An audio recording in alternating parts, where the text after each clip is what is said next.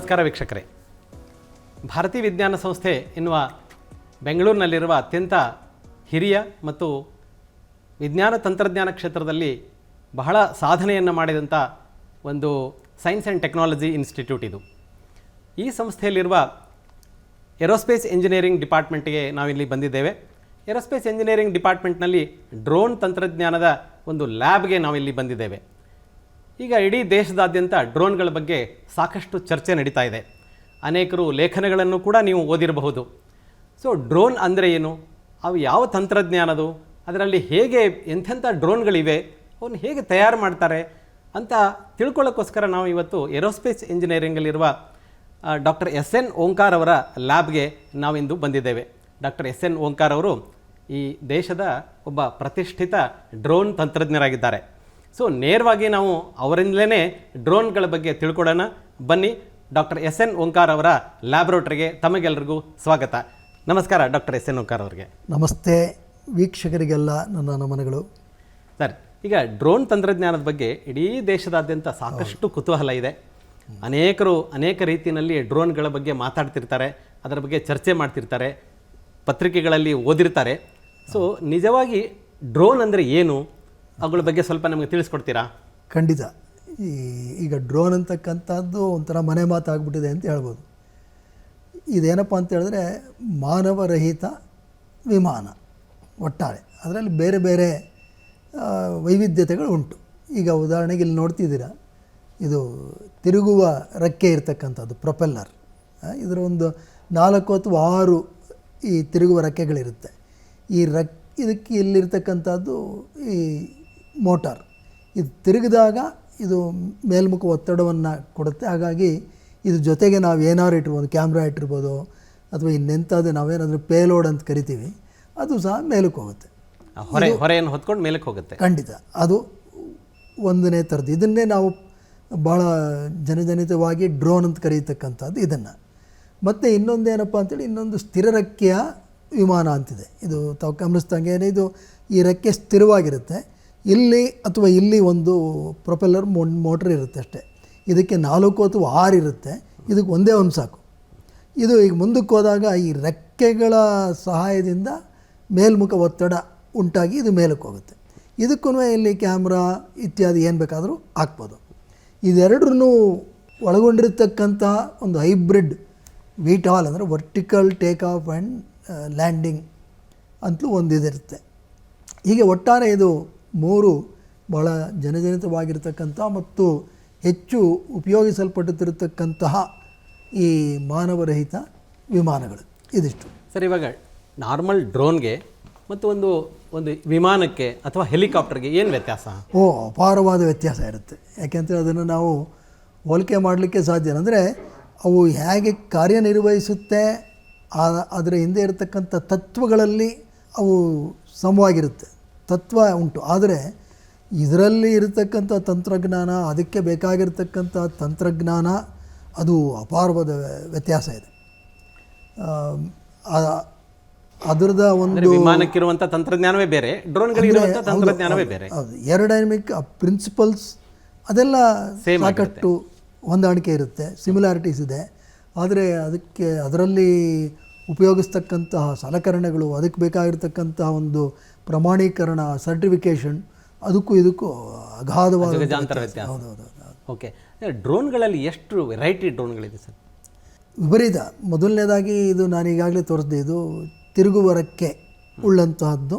ಇದನ್ನೇ ರೋಟರ್ ಅಂತೀವಿ. ಹೌದು, ಇದನ್ನೇ ರೋಟಾರ್ ಅಂತ ಹೇಳಿದ್ರು. ಇದರಲ್ಲಿ ಈ ತಿರುಗು ರೆಕ್ಕೆಯಲ್ಲಿ 6 ಇದ್ದರೆ ಅದಕ್ಕೆ ಹೆಕ್ಸಾಕಾಪ್ಟರ್ ಅಂತೀವಿ, 4 ಇದ್ದರೆ ಅದು ಕ್ವಾಡ್ಕಾಪ್ಟರ್ ಅಂತೀವಿ. ಕ್ವಾಡ್ಕಾಪ್ಟರ್ ಈಗ ಸಾಧಾರಣ ಮದುವೆ ಮನೆಗಳಲ್ಲಿ ಅಲ್ಲಿ ಇಲ್ಲಿ ಎಲ್ಲ ಕಡೆ ನಾವು ನೋಡ್ತಾ ಇರ್ತೀವಿ, ಭಾಳ ಎಲ್ರಿಗೂ ಪರಿಚಯವಾಗಿರ್ತೀವಿ. ಹೌದು. ಹಾಗೆಯೇ ಆಕ್ಟಾಕಾಪ್ಟರ್ ಅಂತ ಬರುತ್ತೆ, 8 ಇರುತ್ತೆ. ಇನ್ನೊಂದು ಈ ಥರ ಸ್ಥಿರ ರೆಕ್ಕೆ ತೋರಿಸುತ್ತೆ. ಮತ್ತು ಈ ಸ್ಥಿರ ರೆಕ್ಕೆಗಳಲ್ಲೂ ಅನೇಕ ವೈವಿಧ್ಯತೆಗಳಿದೆ.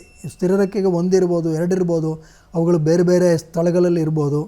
ಹೀಗೆ ಅಪಾರ ಸಂಖ್ಯೆಯಲ್ಲಿ ಸ್ಥಿರ ರೆಕ್ಕೆ ಮತ್ತು ಈ ರೋಟರ್ಗಳಿಗೂ ಇರೋ, ಅಂದರೆ ಅದು ಸೈಜಲ್ಲಿ ಹೆಚ್ಚು ಕಡಿಮೆ ಆಗುತ್ತಾ? ಸೈಜಲ್ಲಿಲ್ಲ. ಇದೇನಪ್ಪ ಅಂತೇಳಿ, ತಿರುಗು ರೆಕ್ಕೆದು ಒಂದು ವಿಶೇಷ ಏನಪ್ಪ ಅಂತ ಹೇಳಿದ್ರೆ, ಇದನ್ನು ನಾವು ಗಾಳಿಯಲ್ಲಿ ಎಲ್ಲಂದ್ರಲ್ಲಿ ನಿಲ್ಲಿಸ್ಬೋದು. ಹಾವರಿಂಗ್ ಅಂತ ಕರಿತೀವಿ. ಅದು ಹಾಗೆ ನಿಲ್ಲಿಸ್ಬಿಡ್ಬೋದು. ನಿಲ್ಲಿಸಿ ಸುತ್ತು ಬೇಕಾದ್ರೆ ಅಲ್ಲೇ ನಿಂತಲ್ಲೇ ಸುತ್ತಿಸಿ ನೋಡ್ಬೋದು. ವೇಗವನ್ನು ನಾವು ಎಷ್ಟು ಬೇಕೋ ಅಷ್ಟಕ್ಕೆ ನಿಯಂತ್ರಿಸಿಟ್ಕೋಬೋದು. ಕಂಟ್ರೋಲ್ ಮಾಡಿ. ಆದರೆ ಈ ಸ್ಥಿರರಕ್ಕೆ ಇದೇನಾಗ್ಬಿಡುತ್ತೆ, ಇದಕ್ಕೆ ಈ ಮುಂದ್ಗಡೆ ಚಲಿಸುವಿಕೆ ಇದ್ದರೆ ಮಾತ್ರ ಅದು ಮುಂದಕ್ಕೆ ಹೋಗ್ತಾನೆ ಇರಬೇಕು. ಇದು ಸುಮ್ಮನೆ ಒಂದು ಕಡೆ ನಿಲ್ಸೋಕ್ಕಾಗಲ್ಲ ಇದನ್ನು. ಯಾಕೆಂತ ಹೇಳಿದ್ರೆ ಈ ಗಾಳಿ ಏನು ಬೀಸುತ್ತೆ, ಇದು ಗಾಳಿಯನ್ನು ದೂಡ್ಕೊಂಡು ಹೋದಾಗ ಉಂಟಾಗತಕ್ಕಂಥ ಒತ್ತಡ ಇದಕ್ಕೆ ಭಾಳ ಮುಖ್ಯ ಗಾಳಿಯಲ್ಲಿರೋದಕ್ಕೆ. ಹಾಗಾಗಿ ಇದು ಒಂದು ದೊಡ್ಡ ವ್ಯತ್ಯಾಸ. ಮತ್ತು ಇದು ಭಾಳ ವೇಗವಾಗಿ ಚಲಿಸಬಲ್ಲದು. ಯಾವುದು ಸ್ಥಿರರಕ್ಕೆ. ಅದು ಈ ತಿರುಗುರಕ್ಕೆಯ ಡ್ರೋನ್ಗಳು ಸ್ವಲ್ಪ ವೇಗದಲ್ಲಿ ನಿಧಾನ, ಆದರೆ ನೀವು ಹೆಚ್ಚು ಎಲ್ಲೆಲ್ಲಿ ಬೇಕೋ ಅಲ್ಲಿ ನಿಯಂತ್ರಿಸ್ಬೋದು. ಅದಕ್ಕೇ ಇವತ್ತಿಗೂ ಎಲ್ಲೇ ಒಂದು ಏನಾದ್ರು ಚಿತ್ರಣ ಮಾಡಬೇಕಾದ್ರೆ, ಫೋಟೋಗ್ರಫಿ ಎಲ್ಲ ಮಾಡಬೇಕಾದ್ರೆ ಇವತ್ತಿಗೂ ಈ ಕ್ವಾಡ್ಕಾಪ್ಟರ್ ಅಥವಾ ಹೆಕ್ಸಾಕಾಪ್ಟರ್ ಈ ಥರದ ಒಂದು ತಿರುಗುರಕ್ಕೆಯ ಡ್ರೋನ್ಗಳನ್ನೇ ಬಳಸ್ತಾರೆ. ಓಕೆ. ಈಗ ಡ್ರೋನ್ಗಳಂದರೆ ಅದನ್ನು ನಾವು ಕಂಟ್ರೋಲ್ ಮಾಡಬೇಕು. ಸೊ ಎಷ್ಟು ದೂರವರೆಗೆ ನಾವು ಹಾರಿಬಿಡ್ಬೋದು ಅವನ್ನ? ಅದು ಒಳ್ಳೆಯ ಪ್ರಶ್ನೆ ಕೇಳಿದ್ರಿ. ಇದರಲ್ಲಿ ಹಲವಾರು ತಂತ್ರಜ್ಞಾನಗಳಿದೆ. ಮೊದಲನೇದೇನಪ್ಪ ಅಂತ ಹೇಳಿದ್ರೆ ನಾವೇನು ಮಾಡ್ತೀವಿ, ಒಂದು ಸಾಧಾರಣವಾಗಿ ಒಬ್ಬ ಪೈಲಟ್ ಇರ್ತಾರೆ. ಪೈಲಟ್ ಕೈನಲ್ಲಿ ಒಂದು ಟ್ರಾನ್ಸ್ಮಿಟರ್ ಇರುತ್ತೆ, ಅಲ್ಲಿ ಎಲ್ಲವನ್ನು ನಿಯಂತ್ರಿಸ್ಬೋದು. ಮತ್ತು ಇದರಲ್ಲಿ ಅದೇ ಥರದ್ದೊಂದು ಗ್ರಾಹಕ ಇರುತ್ತೆ, ರಿಸೀವರ್, ಎಲ್ಲಿ ಡ್ರೋನಲ್ಲಿ. ಇಲ್ಲಿ ಈ ಪೈಲಟ್ ಕೊಡ್ತಕ್ಕಂತಹ ಆ ನಿಯಂತ್ರಕ ಏನು ಕೊಡ್ತಾನೋ ಆ ಆಜ್ಞೆಗಳೆಲ್ಲ ಅದು ಸ್ವೀಕರಿಸಿ ಅದಕ್ಕೆ ತಕ್ಕಂಗೆ ಕಾರ್ಯನಿರ್ವಹಿಸುತ್ತೆ. ಇದು ಎರಡಿದೆ. ಒಂದು ಲೈನ್ ಆಫ್ ಸೈಟ್ ಅಂತ, ಅಂದರೆ ನಾವು ಕಣ್ಣಿಗೆ ಕಾಣುವಷ್ಟು ದೂರ ಅದನ್ನು ಇದು ನಡೆಸುತ್ತೆ. ಸುಮಾರು 1 ಕಿಲೋಮೀಟ್ರ್ 2 ಕಿಲೋಮೀಟ್ರ್ ಏನು ತೊಂದರೆ ಇರಲ್ಲ. ಅದು ಅಂದರೆ ಕಣ್ಣು ಕಾಣೋಂಗಿರಬೇಕು. ಮಧ್ಯದಲ್ಲಿ ಏನೋ ಒಂದು ಗುಡ್ಡ ಬೆಟ್ಟ ಇದೆ, ಅದ್ರ ಹಿಂದೆ ನಡೆಸಬೇಕು ಅಂದರೆ ಇದು ಕೆಲಸಕ್ಕಾಗಲ್ಲ. ಅಂಥದ್ದು ನಡೆಸಬೇಕಾದ್ರೆ ಬೇರೆ ಬೇರೆ ತಂತ್ರಜ್ಞಾನಗಳಿದೆ. ಅದಕ್ಕೆ beyond visual line of site ಅಂತ ಕರಿತೀವಿ. ಅದು ಸಾಧ್ಯ ಇದೆ. ಮತ್ತು ಅದಕ್ಕೆ ಬೇರೆ ಬೇರೆ ಇದಂಥ ಸಲಕರಣೆಗಳಿದೆ. ಮತ್ತು ಈಗ ಏನಾಗ್ಬಿಟ್ಟಿದೆ ಅಂದರೆ ಸ್ಯಾಟಲೈಟ್ಗಳನ್ನು ಬಳಸಿ ಬಹುದೂರ ಸುಮಾರು ಸಾವಿರಾರು ಕಿಲೋಮೀಟರ್ಗಳು ಸಹ ಇದನ್ನು ನಿಯಂತ್ರಿಸೋದಕ್ಕೆ ಸಾಧ್ಯತೆ ಇದೆ. ಅದಕ್ಕೆ ಬೇಕಾಗಿರತಕ್ಕಂತಹ ತಂತ್ರಜ್ಞಾನ ಇವತ್ತು ಲಭ್ಯ ಇದೆ. ಅಂದರೆ ಎಷ್ಟು ದೂರ ಆದರೂ ಅದು ಹೋಗ್ಬೋದು. ಖಂಡಿತವಾಗಿ ಆ ದೂರ ಚಲಿಸೋದ್ರಲ್ಲೂ ಈಗ ಕೆಲವರು ಅನೇಕ ಪ್ರಯೋಗಗಳನ್ನು ಮಾಡಿದ್ರು. ಫೈಬರ್ ಆಪ್ಟಿಕ್ ಕೇಬಲ್ನ ಹಾಕ್ಬಿಟ್ಟು ಆ ಕೇಬಲ್ ಭಾಳ ತೆಳುವಾಗಿರುತ್ತೆ. ವಿಶೇಷವಾಗಿ ಈಗ ಇತ್ತೀಚೆಗೆ ನಡೆದಂತಹ ಯುದ್ಧಗಳಲ್ಲಿ ನಾವು ಇದನ್ನು ಗಮನಿಸಿದ್ದೀವಿ. ಅದು ಸಾಕಷ್ಟು ಕಿಲೋಮೀಟರ್ಗಳು ಚಲಿಸುತ್ತೆ. ಇಲ್ಲೇ ಕೂತ್ಕೊಂಡು ನಾವು ನಿಯಂತ್ರಣ ಮಾಡ್ಬೋದು. ಹೌದು. ಸೊ ಎಷ್ಟು ದೂರ ಅದು? ಒಂದು 50 ಕಿಲೋಮೀಟರ್ 100 ಕಿಲೋಮೀಟರ್? ಖಚಿತವಾಗಿ 50-100 ಏನು ಅದಕ್ಕಿಂತ ಮಿಗಿಲಾಗಿ ಸಹ ಹೋಗಬಲ್ಲದು. ಯಾಕೆಂದರೆ ಈ ಸ್ಯಾಟ್ಕಾಮ್ ಅಂತ ಏನು ಕರೀತಾರೆ, ಅದೆಲ್ಲ ಈಗ ಸಾಕಷ್ಟು ಅಭಿವೃದ್ಧಿ ಪಡೆದು ಡ್ರೋನ್ಗಳ ಮೇಲೇ ಅದನ್ನು ಅಳವಡಿಸಬಹುದಾಗಿರೋದ್ರಿಂದ ಇವತ್ತು ಅಷ್ಟು ದೂರ ಚಲಿಸ್ತಕ್ಕಂಥದ್ದು ಸಾಧ್ಯ ಇದೆ. ಆಮೇಲೆ ಇದು ಮೈಕ್ರೋ ಡ್ರೋನ್, ಆಮೇಲೆ ಫಿಕ್ಸೆಡ್ ವಿಂಗ್ ಡ್ರೋನ್ ಅಂತೆಲ್ಲ ಇರ್ತಾವಲ್ಲ, ಅವುಗಳ ಉಪಯೋಗ ಏನಂತೀರಿ? ಉಪಯೋಗ ಭಾಳ ಇದೆ. ಒಂದು ಪ್ರಾಯಶಃ ಎಲ್ಲರೂ ನಾವು ನೋಡೇ ಇದ್ದೀವಿ. ಅದಕ್ಕೊಂದು ಒಳ್ಳೆಯ ಕ್ಯಾಮ್ರಾ ಹಾಕ್ಬಿಟ್ರೆ ನಾವು ಚಿತ್ರೀಕರಣಕ್ಕೆ ಬಳಸ್ಕೋಬೋದು. ಮದುವೆ ಚಿತ್ರಣ ಆಗ್ಬೋದು, ಯಾವುದೋ ಕಾರ್ಯಕ್ರಮದ ಚಿತ್ರಣ. ಮತ್ತು ಇತ್ತೀಚಿನ ಚಲನಚಿತ್ರಗಳಲ್ಲಿ ಇದು ಈಗ ಡ್ರೋನ್ಗಳಂತೂ ಭಾಳ ಸಾಮಾನ್ಯ ಆಗಿಬಿಟ್ಟಿದೆ. ಮತ್ತು ಈ ಟಿ ವಿ ಮಾಧ್ಯಮಗಳಲ್ಲೂ ಅವರು ಯಾವುದಾದ್ರು ಒಂದು ನ್ಯೂಸ್ ಇಲ್ಲೆಲ್ಲ ನಾವು ಭಾಳ ಗಮನಿಸ್ತಾನೆ ಇರ್ತೀವಿ. ಒಂದು ವೈಮಾನಿಕ ದೃಶ್ಯ ಏನಾದ್ರು ಬೇಕಂದ್ರೆ ಭಾಳ ಸುಲಭವಾಗಿ ಇದರಿಂದ ಪಡ್ಕೋಬೋದು. ಅದು ಒಂದನೇದು. ಎರಡನೇದು, ನಾವು ಗಮನಿಸಿದ್ರೆ ಅತಿ ಹೆಚ್ಚು ಬಳಕೆ ಆಗ್ತಾ ಇರತಕ್ಕಂಥದ್ದು ಕೃಷಿ ಕ್ಷೇತ್ರದಲ್ಲಿ. ಅದನ್ನು ಔಷಧಿಗಳ ಸಿಂಪಡಿಸುವಿಕೆಗೆ ಬಳಸ್ತಾ ಇದ್ದೀವಿ. ಅಂದರೆ ಸುಮಾರು ಒಂದು 8 ಲೀಟ್ರ್ ಅಥವಾ 10 ಲೀಟ್ರದ್ದು ಒಂದು ಟ್ಯಾಂಕ್, ಈ ಡ್ರೋನ್ ಇಲ್ಲದೆ ಏನು ಗಮನಿಸ್ತಾ ಇದ್ದೀವಿ, ಇದು 10 ಲೀಟ್ರ್ ಟ್ಯಾಂಕ್. ಇದನ್ನು ಹಾಕಿಬಿಟ್ಟು ಇದರಲ್ಲಿ ನಾಜಲ್ ವ್ಯವಸ್ಥೆಗಳಿರುತ್ತೆ, ಸಿಂಪಡಿಸುವ ವ್ಯವಸ್ಥೆ ಇರುತ್ತೆ. ಅದರಲ್ಲಿ ಸಿಂಪಡಿಸ್ತಕ್ಕಂಥದ್ದು. ಅದನ್ನು ಈಗ ಹಳ್ಳಿಗಳಲ್ಲೂ ಇದನ್ನು ಬಳಸ್ತಾ ಇರ್ತಕ್ಕಂಥದ್ದನ್ನು ನಾವು ಕಾಣ್ತಾ ಇದ್ದೀವಿ. ಇದಕ್ಕೆ ಮಿಗಿಲಾಗಿ ನಾವೀಗ ಯಾವುದೋ ಒಂದು ಈಗ ಹಳ್ಳಿಗಳನ್ನ ಸಮೀಕ್ಷೆ ಮಾಡಬೇಕು, ವೈಮಾನಿಕ ಸಮೀಕ್ಷೆ, ಅದಕ್ಕೆ ಡ್ರೋನ್ಗಳು ಭಾಳ ಉಪಯೋಗ. ಮತ್ತು ನಗರದಲ್ಲಿ ಕಾರ್ಪೊರೇಷನ್ನವರು ಈ ರಸ್ತೆಗಳು ಹೇಗಿದೆ ಅಥವಾ ಅಪಾರ್ಟ್ಮೆಂಟ್ಸ್ ಎಷ್ಟಿದೆ ಅಥವಾ ಎಲ್ಲೆಲ್ಲಿ ಏನೇನಿದೆ ಇವುಗಳನ್ನೆಲ್ಲ ಗಮನಿಸಬೇಕು ಅಂದರೆ ಸರ್ವೇಯಿಂಗ್ ಪರ್ಪಸ್ ಅದಕ್ಕೆ ಮಾಡ್ಬೋದು. ಮತ್ತು ಇವಾಗ ನಮ್ಮ ದೇಶದಲ್ಲೂ ಈ ಹೈವೇ ಮಾನಿಟ್ರಿಂಗ್ ಅದಕ್ಕೆ ಬಳಸ್ತಾ ಇದ್ದಾರೆ. ಮತ್ತು ಕೃಷಿ ಕ್ಷೇತ್ರದಲ್ಲಿ ಇಳುವರಿ ಎಷ್ಟು ಬರುತ್ತೆ ಇವುಗಳನ್ನು ನೋಡೋದಕ್ಕೆ. ಮತ್ತು ಈ ಒಂದು ಏನಾದ್ರು ಡಿಸೀಸಸ್ ಈ ಪ್ಲ್ಯಾಂಟ್ಸ್ಗೆ ಏನೇನು ರೋಗಗಳು ಬರುತ್ತೆ ಇವುಗಳನ್ನೆಲ್ಲ ಪತ್ತೆ ಹಚ್ಚೋದ್ರೂ ಇದನ್ನು ಬಳಸ್ಬೋದು. ಈ ಬಗ್ಗೆಯೂ ನಾವು ಅನೇಕ ಪ್ರಯೋಗಗಳನ್ನು ಮಾಡಿದ್ದೀವಿ. ಆದರೆ ಇನ್ನೂ ಇದು ಈ ಹೆಚ್ಚು ಬಳಕೆಗೆ ಬಂದಿಲ್ಲ. ಮುಂದೆ ಖಂಡಿತವಾಗಿ ಬರುತ್ತೆ. ಕೃಷಿ ಕ್ಷೇತ್ರದಲ್ಲಿ ಬೇರೆ ಬೇರೆ ಕ್ಷೇತ್ರಗಳಲ್ಲೆಲ್ಲ ಡ್ರೋನ್ಗಳನ್ನು ಸಾಕಷ್ಟು ಪ್ರಮಾಣದಲ್ಲಿ ಬಳಕೆ ಮಾಡ್ತಿದ್ದಾರೆ ಅಂಥೇಳಿ. ಇವಾಗ ಪೊಲೀಸ್ ಕ್ಷೇತ್ರದಲ್ಲೂ ಇದು ಬಳಕೆ ಮಾಡ್ತಿದ್ದಾರೆ. ಹೌದು. ಅದು ಹೇಗೆ ಅದು? ಮೊದಲನೇದಾಗಿ ಪೊಲೀಸ್ ಕ್ಷೇತ್ರದಲ್ಲಿ ಏನಾಗುತ್ತೆ, ಈಗ ನಮ್ಮ ವಾಹನ ವಾಹನ ದಟ್ಟಣೆ ನಾವು ನೋಡ್ತಾ ಇರ್ತೀವಿ. ಎಲ್ಲೋ ಒಂದು ಕಡೆ ಏನೋ ಒಂದು ಸ್ವಲ್ಪ ವ್ಯತ್ಯಾಸ ಆದ್ರೂ ವಾಹನಗಳು ಇನ್ನೊಂದು ದಿಕ್ಕಿಗೆ ಹೋಗೋಕ್ಕೆ ಶುರು ಆಗುತ್ತೆ. ಅವುಗಳನ್ನೆಲ್ಲ ನಿರ್ವಹಣೆ ಮಾಡೋದಕ್ಕೆ ಖಂಡಿತವಾಗಿ ಈ ಒಂದು ವೈಮಾನಿಕ ನೋಟ ಭಾಳ ಮುಖ್ಯ. ಒಂದನೇದಾಗಿ ಟ್ರಾಫಿಕ್ ಮ್ಯಾನೇಜ್ಮೆಂಟ್. ಎರಡನೇದು, ಎಲ್ಲರೂ ಒಂದು ಕಡೆ ತುಂಬ ಜನ ಬರ್ತಾ ಇದ್ದಾರೆ. ಅನೇಕ ಗಿಡಗಳನ್ನು ನಾವು ನೋಡಿದ್ದೀವಿ, ಎಲ್ಲೆಲ್ಲಿ ಜನಸಂದಣಿ ಇರುತ್ತೆ, ಅಲ್ಲೆಲ್ಲ ಡ್ರೋನ್ಗಳನ್ನು ಬಳಸ್ಬೋದು. ಇದರಲ್ಲಿ ನಾವು ನಮ್ಮ ಒಂದು ಲ್ಯಾಬಲ್ಲಿ ಒಂದು ಡೀಪ್ ಲರ್ನಿಂಗ್, ಆರ್ಟಿಫಿಷಿಯಲ್ ಇಂಟೆಲಿಜೆನ್ಸ್, ಕೃತಕ ಬುದ್ಧಿಮತ್ತೆಯನ್ನು ಬಳಸಿ ಒಂದು ಅಲ್ಗಾರಿಥಮ್ ಕ್ರಮಾವಳಿಯನ್ನು ನಾವು ಮಾಡಿದ್ದೀವಿ. ಏನಪ್ಪ ವಿಶೇಷ ಅಂತ ಹೇಳಿದ್ರೆ, ಈಗ ಡ್ರೋನ್ ಮೇಲೆ ಹಾರ್ತಾ ಇರುತ್ತೆ. ಈಗ ಒಂದು ದೊಡ್ಡ ಜನಸಮೂಹ ಇದ್ದರೆ ಹಲವಾರು ಡ್ರೋನ್ಗಳು ಹಾರ್ತಾ ಇರುತ್ತೆ. ಎಲ್ಲದರಿಂದನೂ ಬರ್ತಕ್ಕಂಥ ವಿಡಿಯೋ ಇಲ್ಲಿ ಪೊಲೀಸ್ನವ್ರಿಗೆ ಕಾಣ್ತಾ ಇರುತ್ತೆ. ಒಂದು 50 ಡ್ರೋನ್ ಇದ್ದರೆ 50 ವಿಡಿಯೋ ಕಾಣ್ತಾ ಇರುತ್ತೆ. ಎಲ್ಲರೂ ಒಂದು ಕಡೆ ಏನಾದ್ರು ಹೆಚ್ಚು ಕಮ್ಮಿ ಆದರೆ, ಅಲ್ಲೆಲ್ಲ ಒಂದು ಹಿಂಸಾತ್ಮಕ ಚಟುವಟಿಕೆ ನಡೆದರೆ ತಕ್ಷಣ ಇವರಿಗೆ ಗುರ್ತಿಸೋಕ್ಕಾಗಲ್ಲ. ಯಾಕೆಂದರೆ ಇವತ್ತು ಹೆಂಗೆ ನೋಡ್ತಾರೆ. ನಾವೇನು ಮಾಡಿದ್ದೀವಿ, ಅದನ್ನು ಆಟೋಮೆಟಿಕ್ಕಾಗಿ ಕಂಡುಹಿಡಿಯತಕ್ಕಂಥ ಒಂದು ಕ್ರಮಾವಳಿಯನ್ನು ಮಾಡಿದ್ವಿ. ಇದರಲ್ಲಿ ಏನಪ್ಪ ಅಂತ ಹೇಳಿದ್ರೆ, ಅಲ್ಲಿ ಏನಾದ್ರು ಒಂದು ಹೊಡೆಯುವ, ಬಡಿಯುವ, ಎಳೆಯುವ ಈ ಥರದ್ದು ಏನೇ ಚಟುವಟಿಕೆ ಆದರೂ ಪರಸ್ಪರರಲ್ಲಿ ಅದನ್ನು ಇದು ನಮ್ಮ ಒಂದು ಕ್ರಮಾವಳಿ ಅಲ್ಗಾರಿಥಮ್ ಅದನ್ನು ತೋರಿಸಿದ ತಕ್ಷಣ ಯಾವ ಜಾಗದಲ್ಲಿ ಈ ಥರ ನಡೀತಾ ಇದೆ ಅಂತ ಪೊಲೀಸ್ನವ್ರಿಗೆ ತಿಳಿಸ್ಬಿಡುತ್ತೆ. ಅಲ್ಲಿ ಪಾಯಿಂಟ್ ಮಾಡ್ಕೊಂಡು ಹೋಗಿ ಅಲ್ಲೇ ತೋರಿಸ್ಬಿಡುತ್ತೆ ತಕ್ಷಣ. ಎ ಮೂಲಕ ಇದನ್ನು ಮಾಡ್ಬೋದು.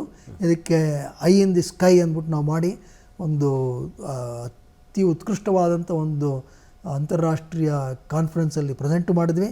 ನಮ್ಮ ಬ್ರಿಟಿಷ್ ಬ್ರಾಡ್ಕಾಸ್ಟಿಂಗ್ ಕಾರ್ಪೊರೇಷನ್ ಅವರು ಇದಕ್ಕೆ ಸಂಬಂಧಪಟ್ಟಂಗೆ ನಮ್ಮನ್ನು ಸಂದರ್ಶನ ಕೂಡ ಮಾಡಿದ್ದಾರೆ.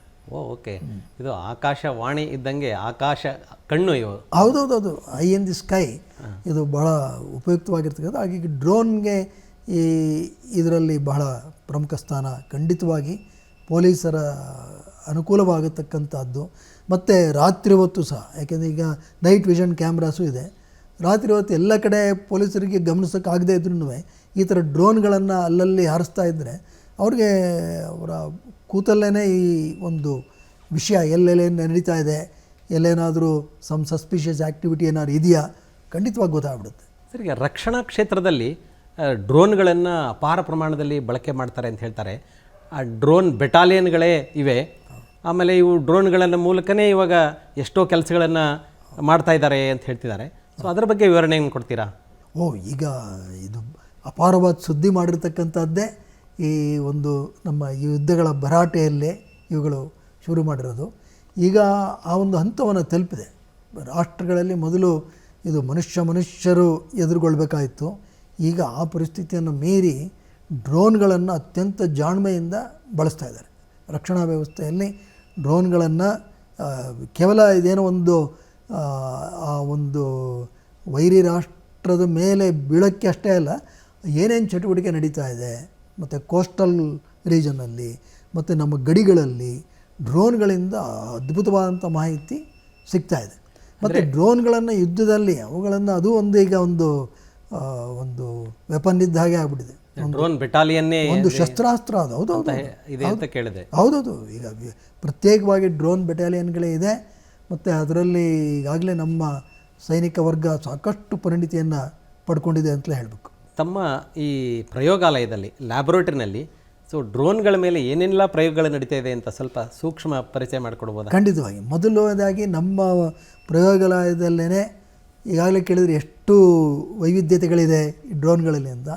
ನಮ್ಮಲ್ಲೇ ಸುಮಾರು 100ಕ್ಕೂ ಮಿಗಿಲಾದಂತಹ ವಿವಿಧ ಡ್ರೋನ್ಗಳನ್ನು ನಾವೇ ಮಾಡಿದ್ದೀವಿ. ಇಲ್ಲೇ we design, fabricate and fly ಮಾಡೋದಷ್ಟೇ ಅಲ್ಲ, ನಾವು ಅವುಗಳಲ್ಲಿ ಬರ್ತಕ್ಕಂತಹ ಒಂದು ಏನು ದತ್ತಾಂಶ ಡೇಟಾ ಇರುತ್ತೆ ಅದನ್ನು ಹೇಗೆ ಬಳಸಬೇಕು, ಅದಕ್ಕೆ ಏನೇನು ಕ್ರಮಾವಳಿಗಳು ಬೇಕು, ಈ ಬಗ್ಗೆಯೂ ನಾವು ನಿರಂತರವಾಗಿ ಕೆಲಸ ಮಾಡ್ತಾ ಬಂದಿದ್ದೀವಿ. ಈಗ ಇನ್ನೊಂದು ಇಲ್ಲಿ ವಿಶೇಷ ಇಲ್ಲಿ ಕಾಣ್ತಾ ಇರ್ಬೇಕು ತಮಗೆ, ಇದು ಭೂಮಿ ಮೇಲೆ ಹೋಗುತ್ತೆ, ಈ ಚಕ್ರಗಳಿದೆ ನೋಡಿ, ಭೂಮಿ ಮೇಲೆ ಹೋಗ್ತಾ ಇರುತ್ತೆ, ನಿಮ್ಗೆ ಬೇಕಾದಾಗ ಅದು ತಾನೇ ಮಡಚಿಕೊಂಡು ಆಕಾಶದಲ್ಲೂ ಹಾರುತ್ತೆ. ಇದು ಒಂದು ರೀತಿಯಲ್ಲಿ hybrid drone. It can act also as a ground vehicle as well as aerial vehicle. ಈ ಥರದ್ದು ಅನೇಕ ಪ್ರಯೋಗಗಳನ್ನು ನಾವು ಮಾಡ್ತಾ ಇದ್ದೀವಿ. ಅಷ್ಟೇ ಅಲ್ಲ, ಈ ಶಿಕ್ಷಣ ಕ್ಷೇತ್ರದಲ್ಲಿ ಅಂದರೆ ಯಾರು ಈ ಏರೋಸ್ಪೇಸ್ ವಿಭಾಗದಲ್ಲಿ ಕಲಿಬೇಕು ಅಂತಾರೋ ಅಂಥವ್ರಿಗೂ ಅನುಕೂಲ ಆಗಲಿ ಅಂದ್ಬಿಟ್ಟು ನಾವು ಈ ಥರದ್ದು ಕೆಲವು ಚಿಕ್ಕ ವಿಮಾನಗಳು ಇವುಗಳನ್ನು, ಇದೆಲ್ಲ 3D ಪ್ರಿಂಟೆಡ್ ವಿಮಾನಗಳು, ಈ ಥರದ್ದನ್ನು ಮಾಡಿ ಈ ಏರೋಸ್ಪೇಸ್ ತಂತ್ರಜ್ಞಾನವನ್ನು ಕಲಿಯಲಿಕ್ಕೆ ಬೇಕಾದಂಥ ಕೆಲವು ಮೂಲಭೂತ ಅಂಶಗಳು ಅದನ್ನು ಅವ್ರಿಗೂ ಅರ್ಥ ಮಾಡುವಂತೆ ಹೇಗೆ ತಿಳಿಸಬೇಕು ಪ್ರಾಯೋಗಿಕವಾಗಿ, ಅದಕ್ಕೆ ಬೇಕಾದಂಥ ಒಂದು ಪ್ರಯೋಗಗಳನ್ನು ನಾವು ಇಲ್ಲಿ ಮಾಡ್ತಾಯಿದ್ದೀವಿ. ಅದಕ್ಕೆ ಬೇಕಾದಂಥ ಒಂದು ಸಲಕರಣೆಗಳು ನಾವು ಅಭಿವೃದ್ಧಿಪಡಿಸ್ತಾ ಇದ್ದೀವಿ. ಹಾಗೆಯೇ ಅಲ್ಲಿ ಒಂದು ವಿಂಡ್ ಟನಲ್ ಅಂತಿದೆ ನೋಡಿ, ಚಿಕ್ಕದು, ಆ ಥರದ್ದು wind tunnel, table tap wind tunnel. ಆ ವಿಂಡ್ ಟನಲ್ಲಿಂದ ನಾವು ಈ ಗಾಳಿಯ ಒತ್ತಡ ಹೇಗೆ ಉಂಟು ಮಾಡುತ್ತೆ, ಅದು ಲಿಫ್ಟ್ ಆ್ಯಂಡ್ ಡ್ರ್ಯಾಗ್ ಹೇಗೆ ಉಂಟು ಮಾಡುತ್ತೆ, ಇವುಗಳನ್ನೆಲ್ಲ ಭಾಳ ಸ್ಪಷ್ಟವಾಗಿ ನೋಡಿ ಕಲಿಬೋದು. ಅಂಥ ಒಂದು ವಿಶಿಷ್ಟ ಪ್ರಯೋಗಗಳನ್ನು ಇದರ ಒಟ್ಟಿಗೆ ಮಾಡ್ತಾಯಿದ್ದೀವಿ. ಮತ್ತು ಕೃಷಿ ಕ್ಷೇತ್ರದಲ್ಲಂತೂ ಸಾಕಷ್ಟು ನಾವು, ಉದಾಹರಣೆಗೆ ಟೊಮೊಟೊ ಇಳುವರಿ ಇದನ್ನು ಹೇಗೆ ನಾವು ಕಂಡುಹಿಡಿಬೋದು, ಡ್ರೋನ್ ಮತ್ತು AI ತಂತ್ರಜ್ಞಾನವನ್ನು ಬಳಸಿ ಅದನ್ನು ಮಾಡಿದ್ದೀವಿ. ದಾಳಿಂಬೆ ಬೆಳೆ ಅವುಗಳನ್ನು ಹೇಗೆ ನಾವು ಪರಿಶೀಲಿಸ್ಬೋದು, ಮತ್ತು ಭತ್ತ ಇವುಗಳ ಬಗ್ಗೆ ಮಾಡಿದ್ದೀವಿ. ಅದು ಹೇಗೆ ದಾಳಿಂಬೆ ಬೆಳೆ ಇವನ್ನೆಲ್ಲ ಹೇಗೆ ಪರಿಶೀಲನೆ ಮಾಡ್ತೀವಿ? ಹೇಗೆ ಅಂತಂದರೆ ಆ ಡ್ರೋನ್ನ ಅದ್ರ ಮೇಲೆ ಹಾರಿಸ್ತೀವಿ. ಡ್ರೋನ್ಗಳಲ್ಲಿ ಏನಾಗುತ್ತೆ ಅಂತ ಹೇಳಿದ್ರೆ ಈ ಇನ್ನೊಂದು ವಿಶಿಷ್ಟ ಬಗೆಯ ಕ್ಯಾಮ್ರಾ ಇದೆ, ಮಲ್ಟಿಸ್ಪೆಕ್ಟ್ರಲ್ ಕ್ಯಾಮ್ರಾ ಅಂತ ಕರಿತೀವಿ. ಅದರಲ್ಲಿ ನಮ್ಮ ಕೇವಲ ಈ ಮಿಕ್ಕಿದ ಕ್ಯಾಮ್ರಾನಲ್ಲಿ RGB ಬರುತ್ತೆ, ರೆಡ್ ಗ್ರೀನ್ ಬ್ಲೂ. ಇದರಲ್ಲಿ ಅದ್ರ ಜೊತೆಗೆ ನಿಯರ್ ಇನ್ಫ್ರಾರೆಡ್ ಮತ್ತು ರೆಡ್ ಎಡ್ಜ್ ಅಂತ 2 ಬ್ಯಾಂಡ್ಗಳು ಬರುತ್ತೆ. ಇದೆರಡನ್ನು ಬಳಸಿ ನಾವು ಅದರಲ್ಲಿ ಒಂದು NDVI ಇಂಡೆಕ್ಸ್ ಅಂತ ಕಂಪ್ಯೂಟ್ ಮಾಡ್ತಾರೆ. ಅದರಿಂದ ಬೆಳೆಯ ಆರೋಗ್ಯ ಕಂಡುಹಿಡ್ಬೋದು ನಾವು. ಅದು ಕಂಡುಹಿಡಿದ್ಬಿಟ್ರೆ ಏನಾಗ್ಬಿಡುತ್ತೆ, ಅದು ಒಂದು ಸತಿ ಹಾರಿಸ್ಬಿಟ್ರೆ ನಾವೆಲ್ಲ ಇಮೇಜ್ ನೋಡ್ಕೊಂಡು ನಾವು ಹೇಳ್ಬಿಡ್ತೀವಿ, ನೋಡಿಪ್ಪ ಇಲ್ಲಿ ರೋಗದ ಸಾಧ್ಯತೆ ಹೆಚ್ಚಿದೆ ಅಂತ. ಆವಾಗ ಅಲ್ಲಿ ಅವರು ಗಮನಿಸ್ಬೋದು. ಮತ್ತು ಈಗ ಏನಾಗುತ್ತೆ, ಅನೇಕ ವೇಳೆ ಔಷಧಿ ಸಿಂಪಡಿಸೋದು ಅಂತ ಹೇಳಿದ್ರೆ ಒಮ್ಮೆಲೆ ಎಲ್ಲದಕ್ಕೂ ಸಿಂಪಡಿಸ್ಬಿಡ್ತಾರೆ.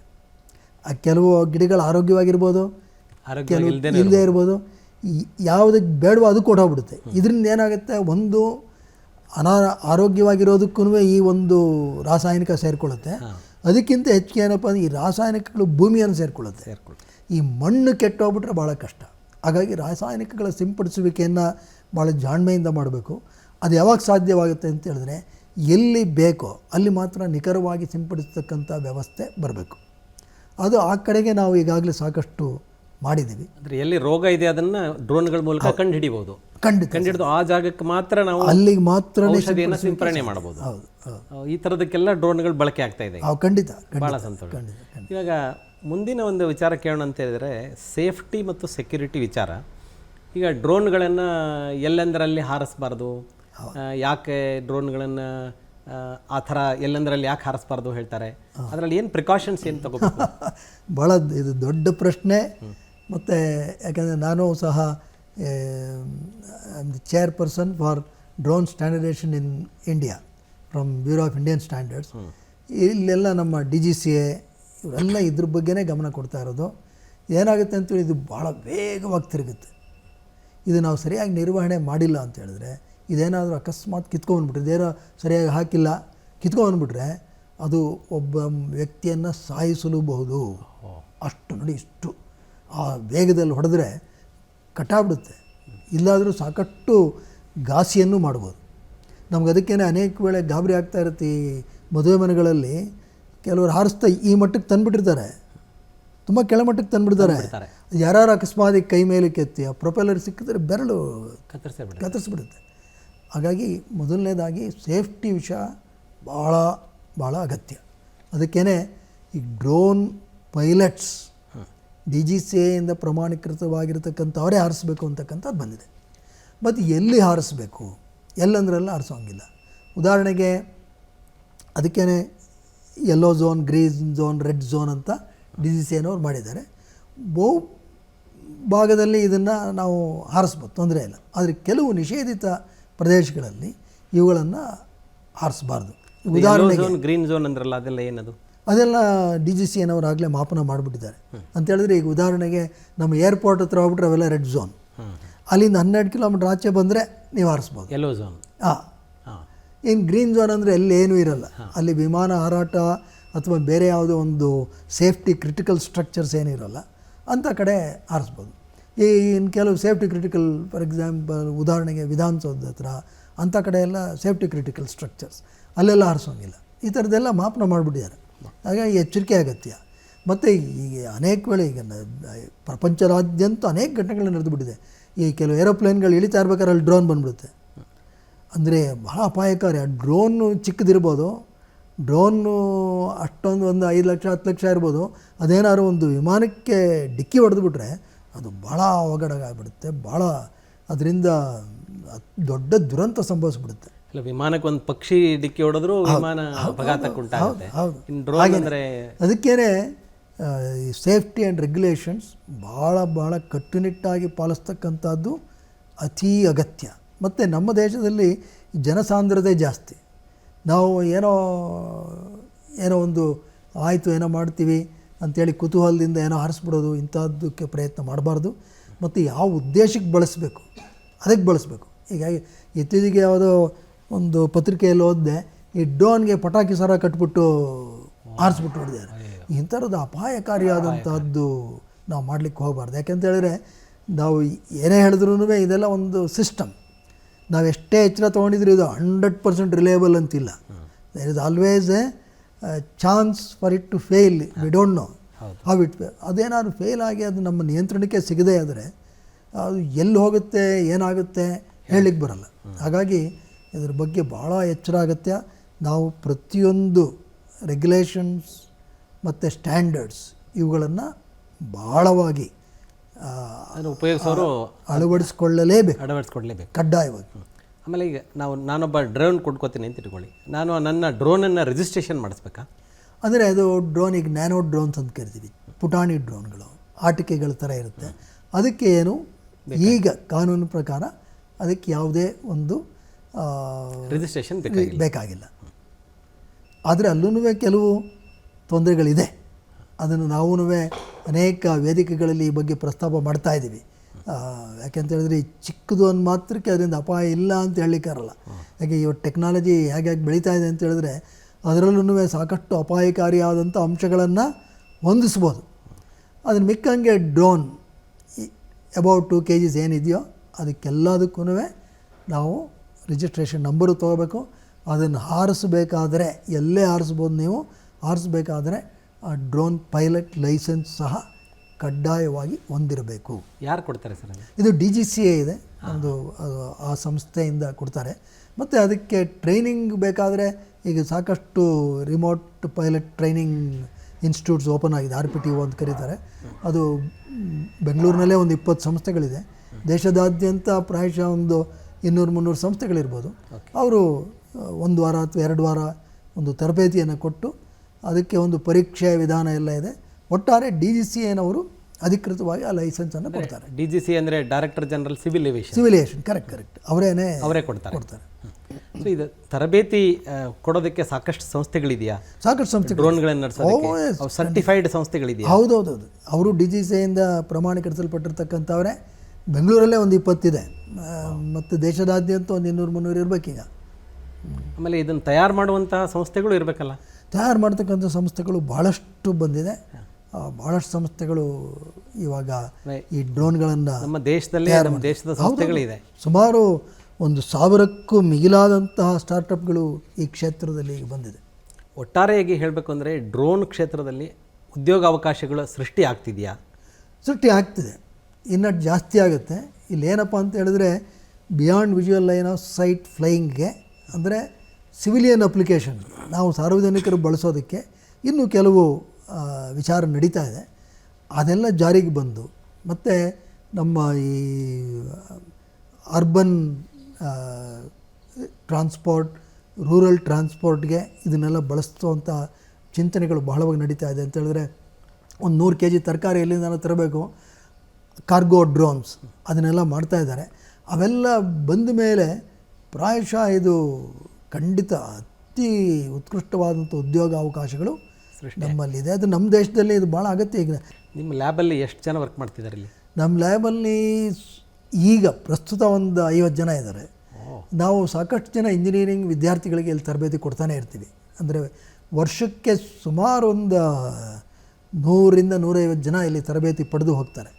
ನಮ್ಮಲ್ಲಿ ಈ ಲ್ಯಾಬಲ್ಲಿ ತರಬೇತಿ ಪಡೆದು ಹೋಗಿ ಈಗಾಗಲೇ ಅನೇಕರು ಕಂಪ್ನಿ ಸ್ಟಾರ್ಟ್ ಮಾಡಿದ್ದಾರೆ, ಅಥವಾ ಈ ಕ್ಷೇತ್ರದಲ್ಲಿ ನಮ್ಮ ದೇಶದಲ್ಲಿ ಅಷ್ಟೇ ವಿದೇಶಗಳಲ್ಲೂ ಕೆಲಸ ಮಾಡ್ತಾ ಇರ್ತಕ್ಕಂಥವ್ರು ಇದ್ದಾರೆ. ನಮ್ಮ ಈ ಲ್ಯಾಬಿಂದ ಇದುವರೆ ತನಕ ಸುಮಾರು ಒಂದು 15-20 ವರ್ಷಗಳಲ್ಲಿ ಸುಮಾರು ಒಂದು 2000 ಜನ ತರಬೇತಿಯನ್ನು ಪಡ್ಕೊಂಡು ಹೋಗಿದ್ದಾರೆ. ಒಟ್ಟಾರೆ ಕಾರ್ಯಕ್ರಮ ಮುಗಿಸೋಕ್ಕಿಂತ ಮುಂಚೆ ಈ ಡ್ರೋನ್ ಕ್ಷೇತ್ರದ ಬಗ್ಗೆ ತಾವು ಏನು ಹೇಳಕ್ಕೆ ಬಯಸ್ತೀರಿ? ಡ್ರೋನ್ ಇದು ಖಂಡಿತವಾಗಿ ಒಂದು ನಮ್ಮೆಲ್ಲರಲ್ಲೂ ವಿಶೇಷವಾಗಿ ಯುವಕರಲ್ಲಿ ಒಳ್ಳೆಯ ನಿರೀಕ್ಷೆಯನ್ನು ಹುಟ್ಟಿಸಿರತಕ್ಕಂಥ ಒಂದು ಕ್ಷೇತ್ರ. ವೀಕ್ಷಕರೇ, ಡ್ರೋನ್ ತಂತ್ರಜ್ಞಾನ ಇವತ್ತು ಎಲ್ಲ ಕ್ಷೇತ್ರಗಳನ್ನು ಆವರಿಸ್ಕೊಳ್ತಾ ಇದೆ, ಆಗಲೇ ಆವರಿಸ್ಕೊಂಡಿದೆ ಅಂತ ನಮ್ಮ ಡಾಕ್ಟರ್ ಎಸ್ ಎನ್ ಓಂಕಾರ್ ಅವರು ನಮಗೆ ತಿಳಿಸ್ಕೊಟ್ರು. ಇದರಲ್ಲಿ ಸಾಕಷ್ಟು ಉದ್ಯೋಗಾವಕಾಶಗಳು ಸೃಷ್ಟಿಯಾಗ್ತಿದೆ, ಅನೇಕ ಸ್ಟಾರ್ಟಪ್ಗಳು ಬಂದಿದೆ. ಈಗ ಏನು ನಮ್ಮ ಕಣ್ಣಿಗೆ ಕಾಣೋದರಲ್ಲಿ ಮಾತ್ರ ನಾವು ಈಗ ಡ್ರೋನನ್ನು ಬಳಕೆ ಮಾಡ್ತಾ ಇದ್ದೀವಿ. ಇದು ಕಣ್ಣಿಗೆ ಕಾಣೋದ್ರಿಗಿಂತ ಆಚೆಗೂ ಕೂಡ ಅದರ ಡ್ರೋನನ್ನು ಕಳಿಸ್ಬೋದು. ಒಂದು ಉದಾಹರಣೆಗೆ ಬೆಂಗಳೂರಿಂದ ಚೆನ್ನೈವರೆಗೂ ಕೂಡ ಎಮರ್ಜೆನ್ಸಿನಲ್ಲಿ ನಾವು ಡ್ರೋನನ್ನು ಕಳಿಸಿ ಯಾವುದೋ ಒಬ್ಬರದು ಏನೋ ಒಂದು ಅವ್ರ ಹೃದಯವನ್ನು ಇಲ್ಲಿಂದ ಅಲ್ಲಿಗೆ ಟ್ರಾನ್ಸ್ಪೋರ್ಟ್ ಮಾಡಿ ತುಂಬ ಬೇಗವಾಗಿ ತಲುಪಿಸುವಂಥ ವ್ಯವಸ್ಥೆಯನ್ನು ಮಾಡೋದಕ್ಕೆ ಸಾಧ್ಯ ಇದೆ. ವಿಶೇಷವಾಗಿ ಎಮರ್ಜೆನ್ಸಿ ಮೆಡಿಸನ್ ಸಪ್ಲೈ ಅದನ್ನು ವಿಶೇಷವಾಗಿ ನಮ್ಮ ನಾರ್ತ್ ಈಸ್ಟ್ ಆಫ್ ಇಂಡಿಯಾ ಅಲ್ಲಿ ಈಗ ನಡೀತಾ ಇದೆ. ಅಲ್ಲಿ ಯಾಕೆಂದರೆ ಅಲ್ಲಿ ರಸ್ತೆಗಳು ನಿಮ್ಗೆ ಗೊತ್ತಲ್ಲ, ಅಲ್ಲಿ ಒಂದು ಕಡೆ ಹೋಗ್ಬೇಕಾದ್ರೆ ಭಾಳ ಕಷ್ಟ. ಡ್ರೋನ್ಗಳ ಬಳಕೆ ಈಗಾಗಲೇ ಅಲ್ಲಿ ಆಗ್ತಾಯಿದೆ. ಔಷಧಿಗಳನ್ನು ಶೀಘ್ರವಾಗಿ ಸರಿಯಾದ ಸ್ಥಳಕ್ಕೆ ತಲುಪಿಸ್ತಕ್ಕಂಥ ವ್ಯವಸ್ಥೆನೂ ಡ್ರೋನಿಂದ ನಡೀತಾ ಇದೆ. ಇಂತಹ ಒಂದು ಡ್ರೋನ್ ತಂತ್ರಜ್ಞಾನದ ಬಗ್ಗೆ ನಮಗೆ ತಿಳಿಸ್ಕೊಟ್ಟಂಥ ಡಾಕ್ಟರ್ ಎಸ್ ಎನ್ ಓಂಕಾರ್ ಅವರಿಗೆ ನಾನು ಎಲ್ಲ ವೀಕ್ಷಕರ ಪರವಾಗಿ ಧನ್ಯವಾದಗಳನ್ನು ಅರ್ಪಿಸಲಿಕ್ಕೆ ಬಯಸ್ತೇನೆ. ನಮಸ್ತೆ, ಧನ್ಯವಾದ.